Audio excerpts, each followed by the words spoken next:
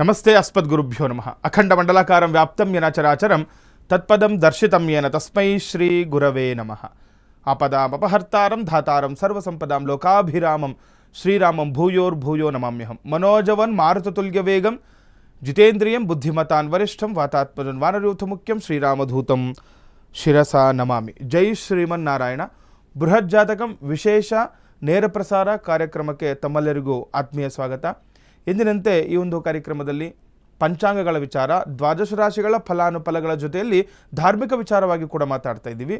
ಇದರ ಧಾರ್ಮಿಕ ವಿಚಾರವಾಗಿ ನಾಳೆ ಬರುವಂತಹ ಏಕಾದಶಿಯ ವಿಚಾರವಾಗಿ ತುಂಬ ವಿಶೇಷವಾಗಿರುವಂತಹ ಮಾಹಿತಿಗಳನ್ನು ಹಂಚ್ಕೊಳ್ತೀನಿ. ಏಕಾದಶಿ ಬಗ್ಗೆ, ಯಾಕಂದರೆ ನಮ್ಮಲ್ಲಿ ಏಕಾದಶಿ ಹಬ್ಬ ಅನ್ನುವಂಥದ್ದು, ಏಕಾದಶಿ ವ್ರತಾಚರಣೆ ಅನ್ನುವಂಥದ್ದು ಬಹಳಷ್ಟು ಪ್ರಮುಖವಾಗಿರುವಂಥದ್ದು.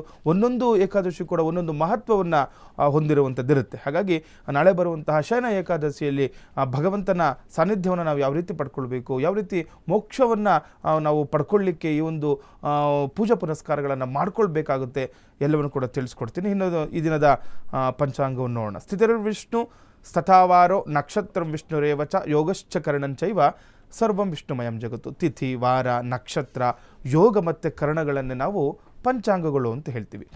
ಪ್ರಾತಃ ಕಾಲಗಳಲ್ಲಿ ಪಂಚಾಂಗಗಳ ಸ್ಮರಣೆ ಮಾಡುವಂಥದ್ದು, ಪಠಣ ಮಾಡುವಂಥದ್ದು, ಇದರ ತಿಳುವಳಿಕೆ ಇರುವಂಥದ್ದು ಬಹಳಷ್ಟು ಪ್ರಮುಖ ನೋಡಿ. ಯಾಕಂದರೆ ನಾಳೆ ಏಕಾದಶಿ ಅಂತ ಹೇಳ್ತೀವಿ. ಈ ಏಕಾದಶಿಯ ಸಮಯ ಯಾವ ರೀತಿ ಇರುತ್ತೆ, ಮತ್ತು ಯಾವ ಯಾವ ತಿಥಿ ಬದಲಾವಣೆಗಳಾಗ್ತಾ ಇರುತ್ತೆ, ನಕ್ಷತ್ರಗಳೇನಿರುತ್ತೆ, ಇದೆಲ್ಲ ತಿಳ್ಕೊಂಡಾಗ ಏನಾಗುತ್ತೆ, ನಾವು ಮಾಡುವಂತಹ ಪೂಜೆ ಪುನಸ್ಕಾರಗಳಿಗೆ ಮತ್ತು ಯಾವುದಾದ್ರೂ ಶುಭ ಕಾರ್ಯಗಳಿಗೆ ಇದು ಅನುಕೂಲಗಳನ್ನು ತರುತ್ತೆ ಅಂತಲೂ ಕೂಡ ಇರುವಂಥದ್ದು. ಹಾಗಾಗಿ ಈ ದಿನದ ಪಂಚಾಂಗವನ್ನು ನೋಡಿದಾಗ ಪರಾಭವನಾಮ ಸಂವತ್ಸರ, ದಕ್ಷಿಣಾಗಿನ ಗ್ರೀಷ್ಮ ಋತು, ಆಷಾಢ ಮಾಸ. ಆಷಾಢ ಮಾಸದ ಶುಕ್ಲ ದಶಮಿ ತಿಥಿ ಇವತ್ತಿರುವಂಥದ್ದು. ಶುಕ್ಲ ಪಕ್ಷ ದಶಮಿ ತಿಥಿ ಶುಕ್ರವಾರ ಬಂದಿರುವಂಥದ್ದು. ಬಹಳ ವಿಶೇಷವಾಗಿರುವಂಥ ಅನುರಾಧ ನಕ್ಷತ್ರ, ಶುಕ್ಲ ಯೋಗ, ಗರಜಕರಣವನ್ನು ಪಂಚಾಂಗಗಳಲ್ಲಿ ನಾವು ನೋಡ್ಬೋದು.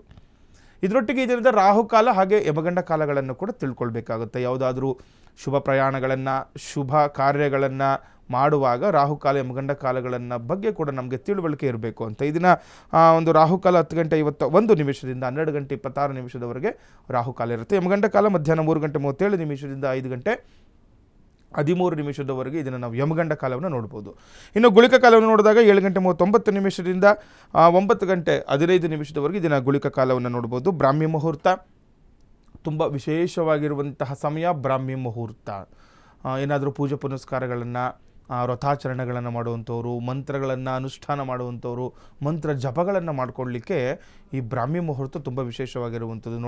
ನೋಡಿ ನಾಳೆ ಶನಿವಾರ ಕೂಡ ಏಕಾದಶಿ ಆಗಿರೋದ್ರಿಂದ ಬ್ರಾಹ್ಮಿ ಮುಹೂರ್ತದಲ್ಲಿ ನೀವು ಎದ್ದು ಭಗವಂತನ ಧ್ಯಾನ, ಪೂಜೆ ಪುನಸ್ಕಾರಗಳನ್ನು ಮಾಡಿದಾಗ ತುಂಬ ಬೇಗನೆ ನಮಗೆ ಫಲಗಳು ಸಿಗುತ್ತೆ ಅಂತ ಹೇಳ್ತಾರೆ.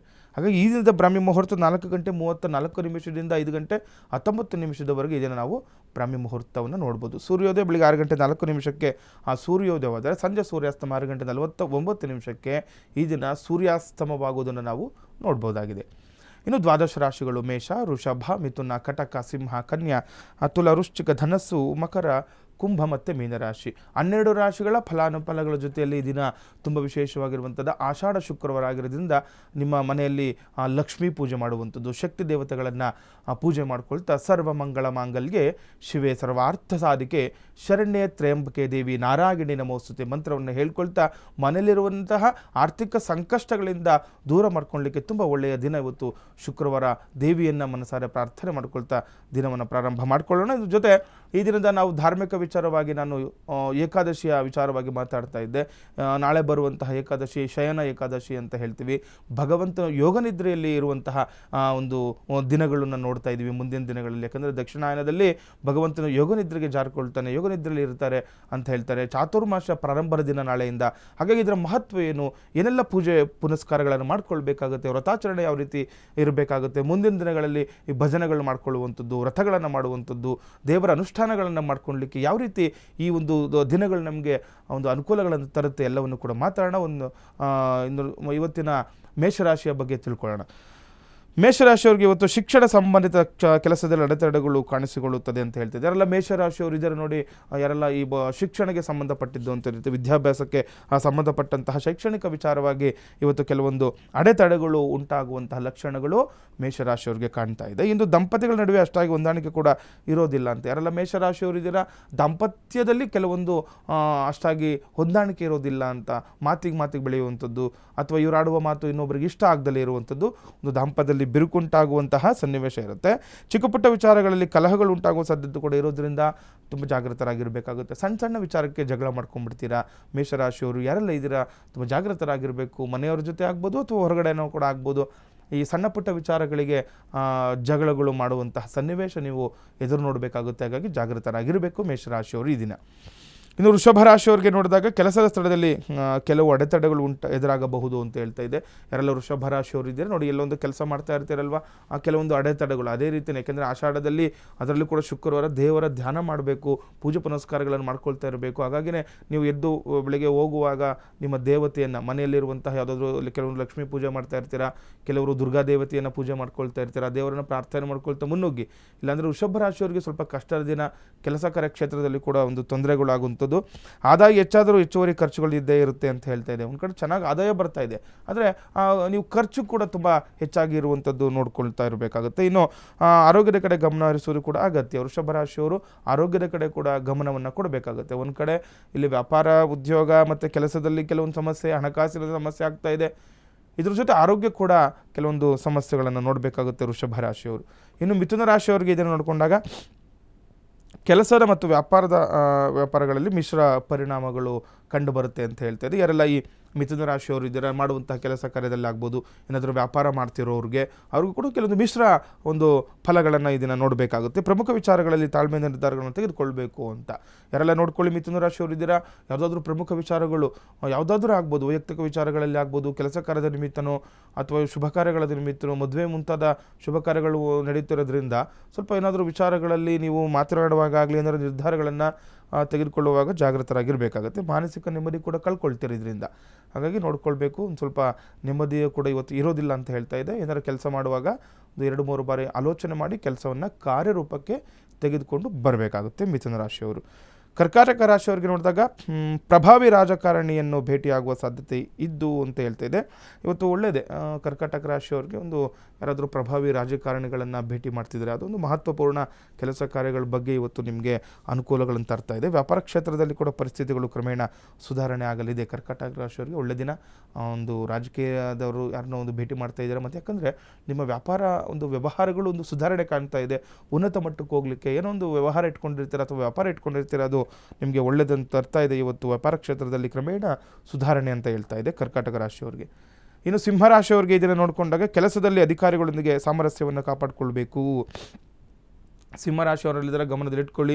ಎಲ್ಲಿ ವರ್ಕ್ ಮಾಡ್ತಾ ಇದ್ದೀರಾ ಅಲ್ಲಿ ನಿಮ್ಮ ಮೇಲಾಧಿಕಾರಿಗಳಾಗ್ಬೋದು ಅಥವಾ ಯಾರೋ ಅಧಿಕಾರಿಗಳಿರ್ತಾರೆ, ಅವ್ರ ಜೊತೆ ಒಂದು ಮಾತನಾಡುವಾಗ ಆಗಲಿ ಅವ್ರ ಜೊತೆ ತುಂಬ ಚೆನ್ನಾಗಿರೋದು ನೋಡ್ಕೊಳ್ಳಿ. ಸುಮ್ಮನೆ ಯಾಕಂದರೆ ಏನೋ ಅವ್ರದ್ದು ಅಲ್ಲಿ ಕೆಲಸ ಮಾಡ್ತಾ ಇದ್ದೀರಾ, ಕೆಲಸ ಇರುವಷ್ಟು ಕಾಲ ಅಲ್ಲಿ ಜಾಗೃತರಾಗಿ ಇರಬೇಕಾಗಿರುವಂಥದ್ದು ಒಂದು ವಿಚಾರ ಇರುತ್ತೆ. ಇನ್ನು ಉದ್ಯೋಗದಲ್ಲಿ ಕೆಲಸದ ಸ್ಥಳದಲ್ಲಿ ಬದಲಾವಣೆ ಉಂಟಾಗಬಹುದು ಅಂತ ಹೇಳ್ತಾ ಇದೆ. ನೋಡಿ, ಬದಲಾವಣೆ ವಿಚಾರದಲ್ಲಿ ಆಗ್ಬೋದು.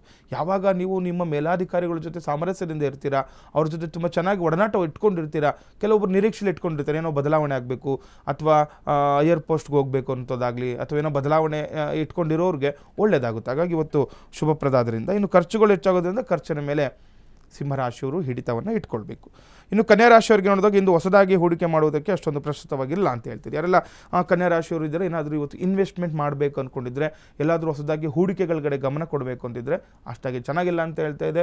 ಅದರಲ್ಲಿ ಕೂಡ ಆಷಾಢ ಶುಕ್ರವಾರ ಆಗಿರೋದ್ರಿಂದ ನೀವು ಏನಾದರೂ ಹಣಕಾಸಿನ ವಿಚಾರದಲ್ಲಿ ಏನೋ ಮಾಡೋಕ್ಕೆ ಮುಂಚೆ ದೇವರನ್ನು ಪ್ರಾರ್ಥನೆ ಮಾಡಿಕೊಂಡ್ರೆ ತುಂಬ ಒಳ್ಳೆಯದು. ಕೆಲಸದ ಕ್ಷೇತ್ರದಲ್ಲಿ ಹೆಚ್ಚುವರಿ ಜವಾಬ್ದಾರಿಗಳಿಂದ ಮಾನಸಿಕ ಒತ್ತಡಗಳು ಒಳಗಾಗುವಿರಿ ಅಂತ. ಕನ್ಯಾ ರಾಶಿಯವರು ಸಾಮಾನ್ಯ ಇವಾಗೇನಾಗುತ್ತೆ ನೋಡಿ, ಈಗ ಎಲ್ಲೋ ಒಂದು ಕೆಲಸ ಮಾಡ್ತಿದ್ದೀರಾ, ಸ್ವಲ್ಪ ಕೆಲಸದ ಒತ್ತಡಗಳು ಜಾಸ್ತಿ ಆದಾಗ, ಕೆಲಸದ ಹೊರೆ ಹೆಚ್ಚಾದಾಗ ಏನಾಗುತ್ತೆ, ಸಾಮಾನ್ಯವಾಗಿ ಎಲ್ಲ ಮನುಷ್ಯನಿಗೂ ಕೂಡ ಮಾನಸಿಕ ಸ್ಥಿತಿ ಗೊಂದಲ ಆಗುವಂಥದ್ದು, ಒತ್ತಡಗಳು ಹೆಚ್ಚಾಗೋದು ಇದ್ದೇ ಇರುತ್ತೆ. ಹಾಗಾಗಿ ನೋಡ್ಕೊಂಡು ಕೆಲಸ ಮಾಡ್ಕೊಳ್ಳಿ. ಯಾಕೆಂದರೆ ನಿಮ್ಮ ಜಾತಕ ಪರದಲ್ಲೇ ಇವತ್ತು ಒತ್ತಡದ ದಿನ ಅಂತ ಹೇಳಿದಾಗ ನೀವು ಅದನ್ನು ಮಾಡುವಾಗ ತಿಳ್ಕೊಂಡು ಕ್ರಮೇಣವಾಗಿ ಯಾವ ರೀತಿ ಕೆಲಸ ಕಾರ್ಯಗಳನ್ನು ನಿಭಾಯಿಸಬೇಕು ಅನ್ನುವಂಥದ್ದು ಜಾಣ್ಮೆಯಿಂದ ಕೆಲಸ ಕಾರ್ಯಗಳನ್ನು ಮಾಡ್ಕೊಳ್ಬೇಕಾಗುತ್ತೆ ಕನ್ಯಾ ರಾಶಿಯವರು. ಇನ್ನು ತುಲಾ ರಾಶಿಯವರಿಗೆ ನೋಡಿದಾಗ ಇದು ಸ್ನೇಹಿತರ ಸಹಾಯದಿಂದ ನೀವು ಉದ್ಯೋಗ ಅವಕಾಶಗಳನ್ನು ಪಡೆದುಕೊಳ್ತೀರಾ ಅಂತ. ಯಾರೆಲ್ಲ ಕನ್ಯಾ ರಾಶಿಯವರು ಇದ್ದೀರಾ ನೋಡಿ, ತುಲಾ ರಾಶಿಯವರು ಇದ್ದಾರೆ, ನಿಮ್ಗೆ ಒಳ್ಳೇದು ಹೇಳ್ತಾ ಇದ್ದಾರೆ. ನಿಮಗೆ ನಿಮ್ಮ ಫ್ರೆಂಡ್ಸಿಂದ, ಸ್ನೇಹಿತರಿಂದ ಇವತ್ತು ನಿಮಗೆ ಏನಾಗುತ್ತೆ, ಒಂದು ಉದ್ಯೋಗ ಅವಕಾಶಗಳನ್ನು ಪಡ್ಕೊಳ್ಬೋದು. ತುಂಬ ಜನ ಹೇಳಿರ್ತಾರೆ, ಇಲ್ಲ ನಾನು ಇಲ್ಲಿ ಕೆಲಸ ಬಿಡ್ತಾ ಇದ್ದೀನಿ, ನನಗೆ ಬೇರೆ ಕಡೆ ಕೆಲಸ ನೋಡು, ಅಥವಾ ನಂಗೆ ಇಷ್ಟ ಆಗ್ತಾ ಇಲ್ಲ ಇಲ್ಲಿ, ಅಥವಾ ತುಂಬ ಜನ ಕೆಲಸ ಇಲ್ಲದೆ ಮನೇಲಿ ಕೂತಿರ್ತೀರಾ, ನಿಮ್ಮ ಸ್ನೇಹಿತರ ಜೊತೆ ಇದನ್ನು ಚರ್ಚೆ ಮಾಡಿರ್ತೀರ. ಯಾಕೆಂದರೆ ಈ ಕೆಲಸದ ವಿಚಾರ ಮನೆಯ ಹತ್ರ ಹೇಳ್ಕೊಂಡಿಲ್ಲ ಅಂದರೂ ಕೂಡ ಸ್ನೇಹಿತರ ಬಳಿ ತುಂಬ ಜನ ಹೇಳ್ಕೊಂಡು ಬಿಟ್ಟಿರ್ತೀವಿ. ಹಾಗಾಗಿ ಅಂಥ ವಿಚಾರದಲ್ಲಿ ಸ್ನೇಹಿತರು ಕೂಡ ಇವತ್ತು ನಿಮಗೆ ಸಹಾಯ ಮಾಡುವಂಥದ್ದು ಇರುತ್ತೆ. ಇನ್ನು ವಿವಾಹ ಶುಭ ಕಾರ್ಯಗಳಿಗೆ ಭೇಟಿ ನೀಡುವರಿ ಮತ್ತು ಹೆಚ್ಚು ಸಮಯವನ್ನು ಪ್ರಯಾಣದಲ್ಲಿ ಕಳೆಯುವಂತಹ ಅವಕಾಶ ಇವತ್ತು ತುಲಾರಾಶಿಯವರಿಗೆ ನೋಡಿ. ಯಾಕೆಂದರೆ ಆಷಾಢ ಆದರೂ ಕೂಡ ಕೆಲವೊಂದು ಮದುವೆ ಮುಂಚಾದ ಶುಭ ಕಾರ್ಯಗಳು ನಡೀತಾ ಇರುತ್ತೆ. ಅದರಲ್ಲಿ ಶುಕ್ರವಾರ ದಶಮಿ ಇವತ್ತು ಯಾವುದೊಂದು ಶುಭ ಕಾರ್ಯ, ದೇವರ ನಿಮಿತ್ತ ಪೂಜೆಗಳು, ಗುಪ್ತ ನವರಾತ್ರಿಗಳು ಕೂಡ ಮುಗ್ದು ಹೋಗ್ತಿರುವಂಥದ್ದು. ಹಾಗಾಗಿ ಎಲ್ಲಾದರೂ ಪೂಜೆ ಪುನಸ್ಕಾರಗಳು ಶುಭ ಕಾರ್ಯಗಳು ನಡೀತಾ ಇದ್ದರೆ ಹೋಗ್ಬೋದು. ನಿಮಗೆ ಪ್ರಯಾಣ ಅವಕಾಶ ಇರುವಂಥದ್ದು, ಪ್ರಯಾಣ ಯೋಗ ಇರುವಂಥದ್ದು ಇವತ್ತು ನಿಮಗೆ ಅನುಕೂಲಗಳನ್ನು ತರ್ತಾ ಇದೆ ತುಲಾರಾಶಿಯವರಿಗೆ.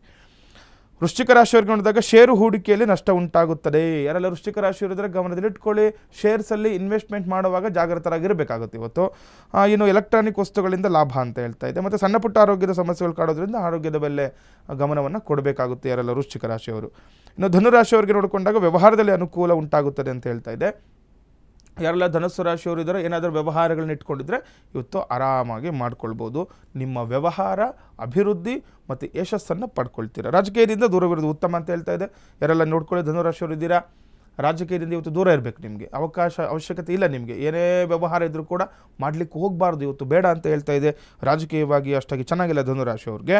ಕುಟುಂಬದೊಂದಿಗೆ ಧಾರ್ಮಿಕ ಪ್ರವಾಸಕ್ಕೆ ಹೋಗೋ ಸಾಧ್ಯತೆಗಳು ಹೆಚ್ಚಿರೋದ್ರಿಂದ ವೀಕೆಂಡು, ಯಾಕೆಂದರೆ ನಾಳೆ ಕೂಡ ಕೆಲವೊಂದು ರಜೆಗಳು ಇರುತ್ತೆ, ನಾಳೆ ನಾಡಿದ್ದು. ಹಾಗಾಗಿ ಎಲ್ಲಾದರೂ ಪೂಜೆ ಪುನಸ್ಕಾರಗಳು, ದೇವಸ್ಥಾನಗಳಿಗೆ ಹೋಗೋಣ ಅಂತ ಏನಾದರೂ ಮನೆಯವರು ಹೇಳ್ತಾ ಇದ್ದರೆ 100% ನೀವು ಹೋಗಿ, ನಿಮಗೆ ತುಂಬ ಒಳ್ಳೆಯದಾಗುತ್ತೆ. ಭಗವಂತನ ಆಶೀರ್ವಾದ ನಿಮಗೆ ಸಿಗುವಂಥದ್ದು ಕೂಡ. ಧಾರ್ಮಿಕ ಪ್ರವಾಸ ಮಾಡ್ಕೊಳ್ಳಿ, ಧನುರಾಶಿಯವ್ರಿಗೆ ಒಳ್ಳೆಯದಾಗುವಂಥದ್ದಾಗುತ್ತೆ. ಇನ್ನು ಮಕರ ರಾಶಿಯವ್ರಿಗೆ ನೋಡೋಣ. ಇಂದು ದಿಢೀರು ದೂರದ ಪ್ರಯಾಣ ಹೋಗುವ ಸಾಧ್ಯತೆಗಳು ಹೆಚ್ಚು ಅಂತ ನೋಡಿ. ಮಕರ ರಾಶಿಯವರು ಇದ್ದೀರಾ, ಯಾವುದೇ ವಿಚಾರದಲ್ಲಿ ಆಗ್ಬೋದು, ಒಂದು ವೈಯಕ್ತಿಕ ವಿಚಾರಕ್ಕೇನೋ ಅಥವಾ ಮನೆಯ ಕಡೆಯಿಂದನೋ ಅಥವಾ ನಿಮ್ಮ ಒಂದು ಕೆಲಸ ಕ್ಷೇತ್ರದ ನಿಮಿತ್ತವಾಗಿ ದಿಢೀರಾಗಿ ಒಂದು ಹೊರಗಡೆ ಪ್ರಯಾಣ ಮಾಡುವಂತಹ ಅವಕಾಶಗಳು, ಕೆಲಸದ ನಿಮಿತ್ತ ಹೋಗುವಂತಹ ಅವಕಾಶಗಳು, ಪ್ರಯಾಣ ಮಾಡುವಂತಹ ಸಾಧ್ಯತೆಗಳು ಕೂಡ ಇವತ್ತು ಹೆಚ್ಚಾಗಿರುತ್ತೆ. ಕೆಲಸದ ಬದಲಾವಣೆ ಮಾಡಿಕೊಳ್ಳುವಂಥವ್ರಿಗೆ ಅನುಕೂಲ ಕೂಡ ಹಾಗೂ ಉತ್ತಮ ಅವಕಾಶಗಳು ಸಿಗ್ತಾ ಇದೆ. ಮಕರ ರಾಶಿಯವ್ರಿಗೆ ಚೆನ್ನಾಗಿದೆ ನೋಡಿ. ಕೆಲಸ ಬದಲಾವಣೆ ಅಥವಾ ಬೇರೆ ಕಡೆ ಕೆಲಸ ಮಾಡಬೇಕು ಅಂದ್ಕೊಳ್ತಿರೋರು, ಅಥವಾ ಏನಾಯ್ತು ಅವಕಾಶಗಳು ಏನಾದರೂ ಇಲ್ಲ ಅಂಥವ್ರಿಗೆ ಅವಕಾಶಗಳು ಕೂಡ ಇವತ್ತು ಸಿಗುವಂಥದ್ದಾಗಿದೆ. ಅದ್ರ ಕಡೆ ಸ್ವಲ್ಪ ಮಾತನಾಡಿ, ಅದ್ರ ಕಡೆ ಗಮನ ಕೊಡಬೇಕು. ಮನೇಲಿ ಸುಮ್ಮನೆ ಕೂತಿದ್ರೆ ನನ್ನ ಕೆಲಸ ಇಲ್ಲ, ನನಗೇನು ಸಿಗ್ತಾ ಇಲ್ಲ, ನನಗೇನು ಆಗ್ತಾ ಇಲ್ಲ ಅಂತ ಮನೇಲಿದ್ದರೆ ಆಗೋದಿಲ್ಲ.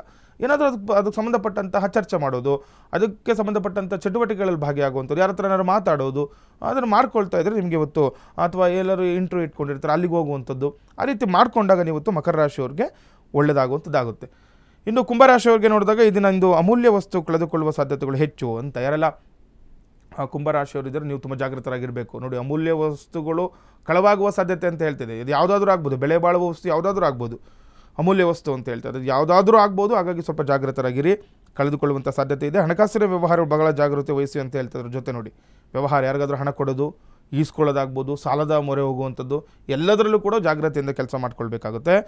ಇನ್ನು ವ್ಯವಹಾರದಲ್ಲಿ ಬಹಳ ಜಾಗೃತಿ ವಹಿಸಬೇಕು. ದೂರದ ಪ್ರಯಾಣ ಕೆಲಸ ಕಾರ್ಯದಲ್ಲಿ ಅನುಕೂಲ ಉಂಟಾಗುತ್ತೆ ಅಂತ ಹೇಳ್ತಾರೆ. ಅದು ನೋಡಿ, ದೂರದ ಪ್ರಯಾಣದಲ್ಲಿ ಎಲ್ಲಾದರೂ ತುಂಬ ದೂರ ಇದೆ ಗುರುಗಳು, ಇವತ್ತು ಹೋಗಬೇಕೋ ಬೇಡ ಅಂತಿದ್ರೆ 2 ಮನಸ್ಸಿದ್ರೆ ಏನು ಚಿಂತೆ ಇಲ್ಲ. ದೂರದ ಪ್ರಯಾಣದಲ್ಲಿ ಕೆಲಸ ಕಾರ್ಯ ಸಿದ್ಧಿ ಇದೆ, ಆದರೆ ಜಾಗೃತರಾಗಿ 2-3 ಬಾರಿ ಆಲೋಚನೆ ಮಾಡಿ ಕೆಲಸ ಕಾರ್ಯಗಳನ್ನು ಮಾಡ್ಕೊಳ್ಳಿ ಇವತ್ತು. ಇನ್ನು ಮೀನರಾಶಿಯವ್ರಿಗೆ ಇವತ್ತಿನ ನೋಡಿದಾಗ ಇಂದು ಸಹೋದರರ ಸಹಾಯದಿಂದ ನೀವು ಹೊಸ ವ್ಯವಹಾರನ ಮಾಡುವಿರಿ ಅಂತ. ಮೀನರಾಶಿಯವ್ರಿಗೆ ಶುಭಪ್ರದ ದಿನ. ನಿಮ್ಮ ಸಹೋದರ ಅಕ್ಕ ತಂಗಿಯರು, ಅಣ್ಣ ತಮ್ಮಂದಿರು ನಿಮಗೆ ಇವತ್ತು ಸಹಾಯ ಮಾಡುವಂತಹ ಸೂಚನೆ ಇದೆ. ಅದರಿಂದ ವ್ಯವಹಾರ ಕೂಡ ಅಭಿವೃದ್ಧಿ ಆಗ್ತಾ ಇದೆ. ದಿನ ಬಳಕೆ ವಸ್ತುಗಳ ಖರೀದಿಯಲ್ಲಿ ಹೆಚ್ಚು ಸಮಯ ಕೂಡ ಕಳೀತಾ ಇದ್ದೀರಾ. ಮನೆಗೆ ಬೇಕಾಗಿರುವಂತಹ ವಸ್ತುಗಳನ್ನು ಇವತ್ತು ಖರೀದಿ ಮಾಡುವಂಥ ಅವಕಾಶಗಳು. ಆರೋಗ್ಯದ ಬಗ್ಗೆ ಹೆಚ್ಚು ಗಮನಹರಿಸೋದು ಕೂಡ ಮೀನರಾಶಿಯವ್ರಿಗೆ ಇವತ್ತು ತುಂಬ ವಿಶೇಷವಾಗಿರುತ್ತೆ. ಹಾಗಾಗಿ ಆರೋಗ್ಯದ ಕಡೆ ಕೂಡ ಗಮನವನ್ನು ಕೊಡಬೇಕು.